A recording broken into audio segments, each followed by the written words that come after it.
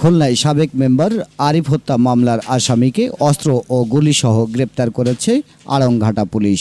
আড়ংঘাটা থানা মামলা নম্বর 10 এর 302/34 প্যানেল কোড রোজুর প্রেক্ষিতে আড়ংঘাটা থানা পুলিশের একটি চৌকস টিম কর্তৃক উক্ত থানাধীন বাইপাস এলাকায় অভিযান পরিচালনা করে বর্ণিত মামলার হত্যাকাণ্ডের সাথে জড়িত আসামি মোহাম্মদ সুজন সরকারকে গ্রেপ্তার করা হয়। ব্যাপক জিজ্ঞাসাবাদে আসামির দেওয়া তথ্য মোতাবেক আড়ংঘাটা রেল স্টেশনগামী রাস্তার উত্তর পাশে পরিত্যক্ত জমির ভেড়ির উপর আম গাছের গোড়ায় ঝোপের মধ্য থেকে আসামির নিজ হাতে বাহির করে দেওয়া একটি পিস্তল, একটি ম্যাগজিন ও 3 রাউন্ড পিস্তলের গুলি নিরপেক্ষ সাক্ষীদের উপস্থিতিতে উদ্ধারপূর্বক জব্দ করা হয়। গ্রেপ্তারকৃত আসামির বিরুদ্ধে আড়ংঘাটা থানায় অস্ত্র আইনে অপর একটি মামলা রুজু করা হয়েছে। মামলাটি তদন্তাধীন।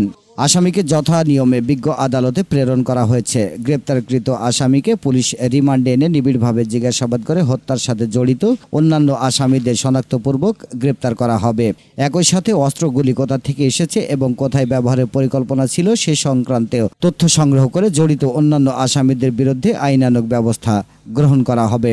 উল্লেখ্য, গত 24/6/2024 রাত্রি আনুমানিক 11:16 সময় ভিকটিম মোহাম্মদ আরিফ হোসেন বাড়িতে বিদ্যুৎ না থাকায় বাড়ির বাইরে মোবাইল ফোনে কথা বলার এক পর্যায়ে ফুলগাড়ি গেটের দিক হতে অজ্ঞাতনামা ব্যক্তিরা মোটরসাইকেল যোগে এসে ভিকটিম মোহাম্মদ আরিফ হোসেনকে লক্ষ্য করে গুলি করে বাইপাস রোডের দিকে চলে যায়।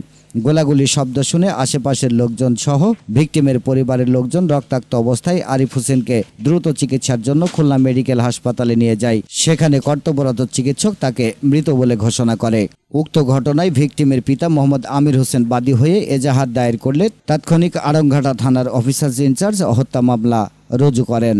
কাজী Rahan Tanvir Sourav, staff reporter, Bangla 71 television.